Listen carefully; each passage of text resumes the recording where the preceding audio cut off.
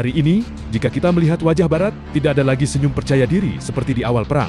Tidak ada lagi pidato heroik tentang Ukraina yang akan menang total. Tidak ada lagi janji bahwa Rusia akan runtuh oleh sanksi. Yang tersisa hanyalah kelelahan politik, kecemasan publik, dan keheningan yang mencurigakan. Menurut klaim resmi Rusia, lebih dari 10.000 tentara asing telah dieliminasi di medan perang Ukraina. Mereka bukan tentara Ukraina, bukan warga sipil, melainkan relawan bersenjata, tentara bayaran, dan instruktur militer dari negara-negara Barat yang selama ini mengklaim tidak terlibat langsung dalam konflik. Angka ini mengguncang bukan karena besarannya semata, tetapi karena maknanya. Jika klaim ini benar, maka selama ini NATO tidak sekadar mendukung Ukraina, melainkan telah mengirim manusia untuk mati. Tanpa bendera, tanpa pengakuan, dan tanpa tanggung jawab politik. Sejak awal, Rusia berkali-kali menegaskan bahwa Ukraina telah berubah menjadi medan perang proksi. Bagi Moskow, ini bukan lagi konflik Rusia-Ukraina, melainkan konflik Rusia melawan sistem Barat yang bersembunyi di balik Kiev. Tentara asing datang dengan status relawan, namun menurut versi Rusia, mereka mengoperasikan senjata NATO, memimpin unit tempur, dan terlibat langsung dalam pertempuran garis depan. Ketika Rusia mengklaim telah mengeliminasi ribuan tentara asing, reaksi Barat sangat berbeda dengan reaksi mereka ketika Ukraina mengklaim keberhasilan. Tidak ada bantahan keras, tidak ada data rinci yang dibuka ke publik, tidak ada konferensi pers besar, yang ada justru perubahan nada.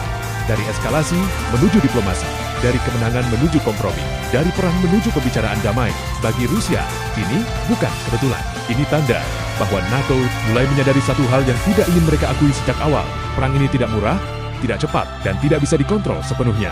Narasi Kremlin menggambarkan Ukraina hari ini sebagai negara yang dikuras habis-habisan, bukan demi kepentingan rakyatnya, tetapi demi strategi geopolitik Barat. Senjata mengalir, hutang menumpuk, dan manusia dikorbankan. Ketika tentara Ukraina mulai kelelahan, tentara asing masuk menggantikan, lalu gugur, dan kemudian dilupakan. Tidak ada pemakaman kenegaraan, tidak ada pengakuan resmi, tidak ada nama yang disebut. Mereka mati dalam perang yang secara resmi tidak pernah mereka ikuti. Inilah yang oleh Rusia disebut sebagai wajah asli perang, alat NATO. Perang tanpa deklarasi, tanpa tanggung jawab, dan tanpa batas moral yang jelas. Rusia juga menegaskan bahwa konflik ini bersifat eksistensial. Ini bukan perang ekspansi, melainkan perang bertahan hidup menurut sudut pandang Moskow. NATO yang terus bergerak ke timur, pangkalan militer yang semakin mendekat, dan Ukraina yang diproyeksikan menjadi pos militer. Barat adalah ancaman langsung bagi Rusia. Karena itu, Rusia tidak melihat opsi mundur. Waktu, menurut Kremlin, justru bekerja untuk mereka. Rusia siap berperang lama, beradaptasi dengan sanksi, dan mengorbankan stabilitas jangka pendek demi tujuan jangka panjang. Sebaliknya, Barat menghadapi tekanan yang terus meningkat. Inflasi, krisis energi, protes publik, dan pemilu membuat dukungan terhadap Ukraina semakin rapuh. Rakyat Eropa mulai bertanya mengapa konflik yang jauh dari rumah mereka harus dibayar dengan harga hidup yang semakin mahal. Rakyat Amerika mulai mempertanyakan mengapa miliaran dolar dikirim ke Ukraina sementara masalah dalam negeri belum terselesaikan. Dalam konteks inilah, klaim Rusia tentang eliminasi 10.000 tentara asing menjadi senjata psikologis yang sangat kuat. Ini bukan sekadar laporan militer, melainkan pesan politik bahwa keterlibatan NATO memiliki konsekuensi nyata dan bahwa perang ini tidak bisa dimenangkan tanpa pengorbanan langsung dari Barat sendiri.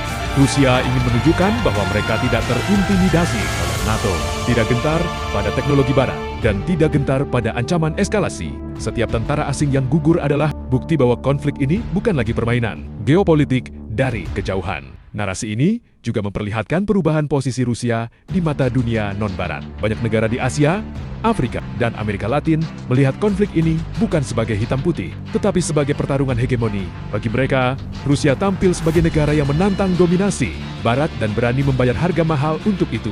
Sementara NATO, meski masih kuat secara militer, mulai kehilangan kejelasan arah. Apakah akan terus mendukung Ukraina hingga titik akhir dengan risiko konfrontasi langsung dengan Rusia, ataukah akan mencari jalan keluar dengan bahasa diplomasi yang lebih halus? Menurut versi Moskow, NATO kini berada di persimpangan sejarah. Terus maju berarti eskalasi yang tak terprediksi. Mundur berarti kehilangan wibawa global. Dan di tengah dilema itu, Rusia justru tampil lebih yakin dengan jalannya sendiri. Jika klaim Rusia tentang 10.000 tentara asing yang dieliminasi terbukti benar, maka ini adalah salah satu kegagalan strategis terbesar NATO dalam beberapa dekade terakhir, bukan karena kalah dalam satu pertempuran, tetapi karena terjebak dalam perang yang tidak mereka rancang untuk dijalani secara langsung. Pada akhirnya, Pertanyaan besar bukan lagi siapa yang paling banyak mengirim senjata, tetapi siapa yang paling siap menanggung konsekuensi. Rusia sudah menjawab pertanyaan itu dengan tindakannya. Barat masih sibuk mencari kata-kata yang tepat untuk menjelaskan situasi kepada rakyatnya sendiri. Dan di dunia geopolitik, seringkali yang paling berbahaya bukanlah pihak yang berisik, melainkan pihak yang tetap berjalan maju tanpa ragu. Sementara lawannya mulai kehabisan narasi, kehabisan kesabaran, dan kehabisan alasan.